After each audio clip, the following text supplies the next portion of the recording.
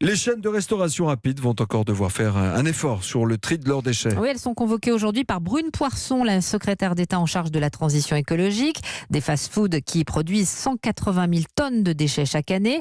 Après un premier appel à l'ordre, pour certaines de ces enseignes, le compte n'y est pas. En revanche, d'autres font de vrais efforts. Anne-Laure Jumet.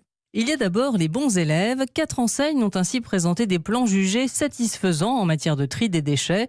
Selon nos informations, c'est le cas de Subway, Cogent, Exquis et Jour. Mais c'est vrai que 11 chaînes de restauration rapide n'ont pas encore atteint les critères requis par le gouvernement. McDo, Starbucks ou encore Burger King.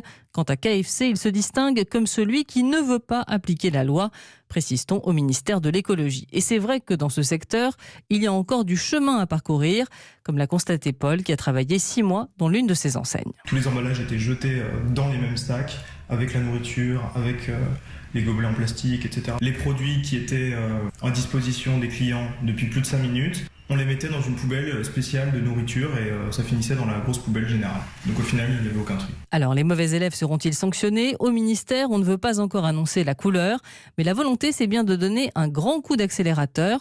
Objectif pour un groupe de restauration rapide, avoir 70% de ces établissements aux normes d'ici la fin de l'année, avant d'atteindre les 100% en 2021.